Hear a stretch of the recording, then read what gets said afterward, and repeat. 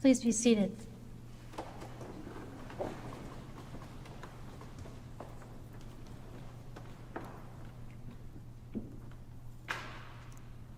As Trinity's parish administrator, I'm accustomed to wearing many different hats, sometimes all at the same time.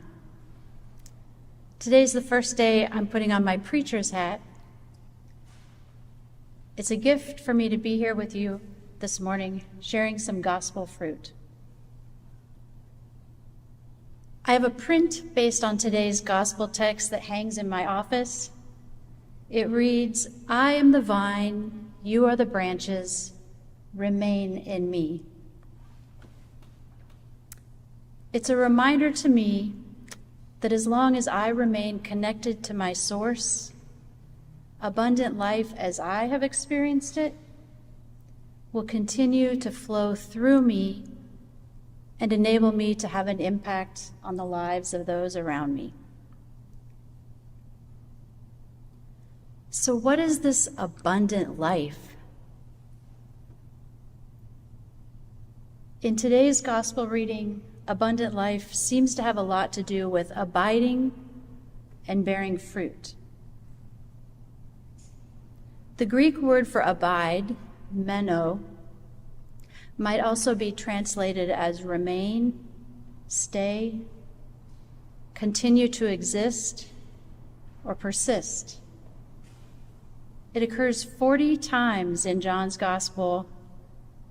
And what's interesting in today's text, it's part of Jesus' farewell discourse to his disciples, where he's anticipating the troubling times that lie ahead as their life together is about to be disrupted. So he's offering words of reassurance that their mutual abiding will continue even after he becomes physically absent.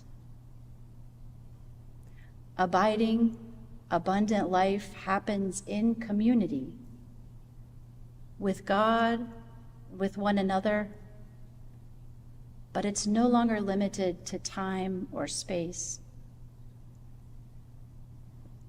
As long as we remain connected to the vine, we're never alone. We're all one giant plant in God's vineyard. I am the vine, you are the branches. Those who abide in me and I in them bear much fruit. This sounds like the promise of abundance to me. The vine and the branch imagery also depict a relationship of interdependent mutuality. It's not easily discernible where the vine ends and the branches begin, and both are necessary when it comes to bearing fruit. One can't do so without the other. We need each other. And now here in 2024, Jesus is long gone, but still abiding, persisting, continuing to exist with us. So we ourselves have an important role in bearing fruit. It's how God is revealed to the world. It's how we help make possible the ever-widening embrace that seeks to welcome all into abundant life. Doing so glorifies God, which I think just means brings God great joy.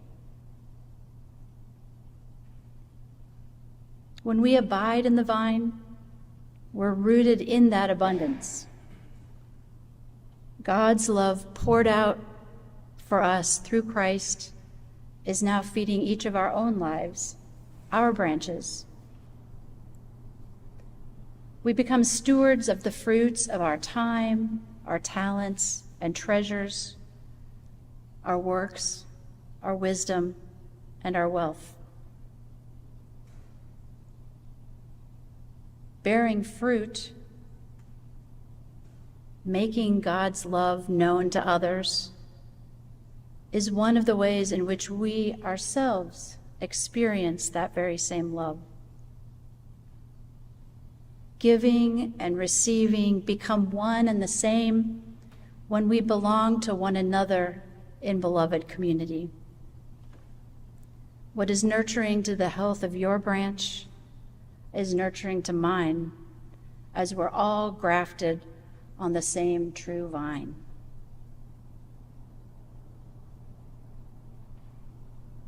And then we have God as the vine grower, at work lovingly cultivating the plant so that it continues to flourish and bear more fruit. There's some talk about pruning, but it is solely for life-giving purposes. God is carefully working to prune away the dead parts to give space for the life waiting to burst forth, so that we might continue to bear more fruit. So this isn't a threatening fire and brimstone text. Any of the branches being tossed into the fire have already withered and died. And that's just what you do with withered and dead branches.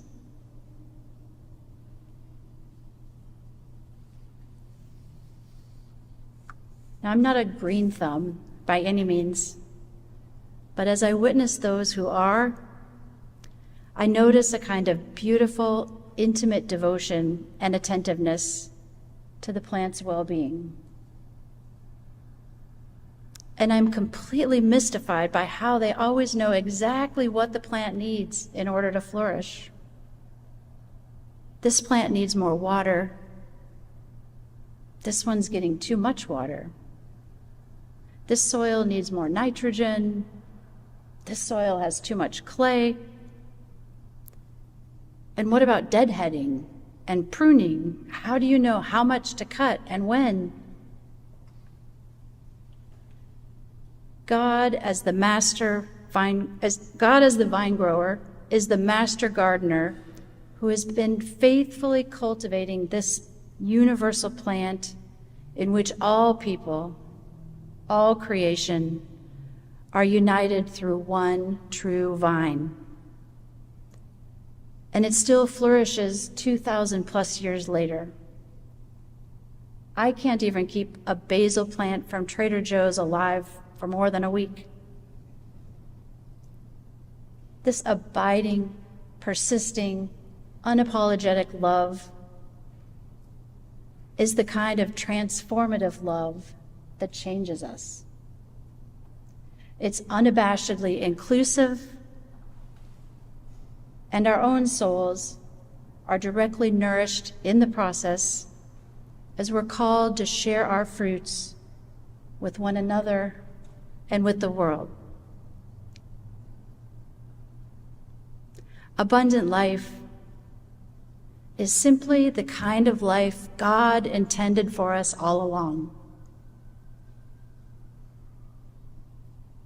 So in that sense, it's really just regular life, reinterpreted through the lens of unapologetic love of a God who so loved the world. Amen.